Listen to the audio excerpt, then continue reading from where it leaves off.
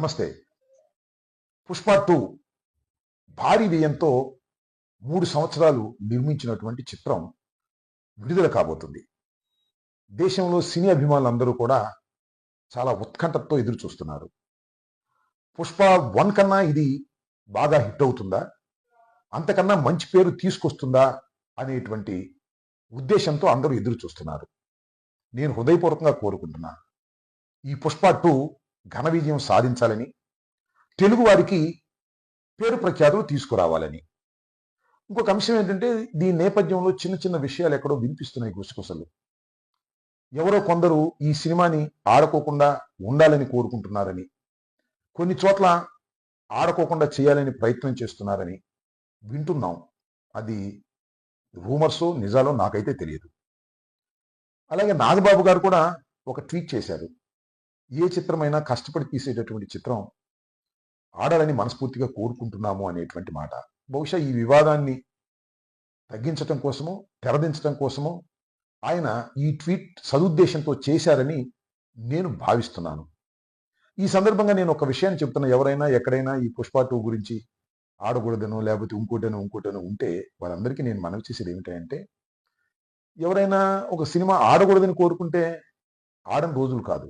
Cinema బాగుంటే అద్భుతంగా ప్రజలు, ప్రేక్షకులు చూస్తారు. బాగోపోతే ఒకరు చెప్పాల్సిన అవసరం లేదు.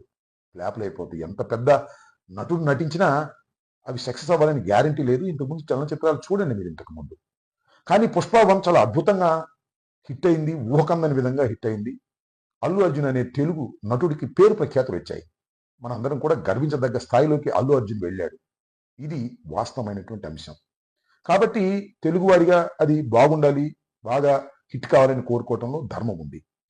ఇంకో అంశం ఏంటంటే, ఎక్కడైనా చిన్న చిన్న ప్రయత్నాలు చేస్తే వారికి మనవి చేసేది ఏమిటంటే, పెద్దవాళ్ళ మధ్యన గ్యాపులు ఉండవు. ఉన్న చాలా తాత్కాలికంగా ఉంటాయి. ఏదో క్షణంలో కలిసిపోతారు. ఇప్పుడు కీచులాడుకునే వాళ్ళే మిగిలిపోతారు.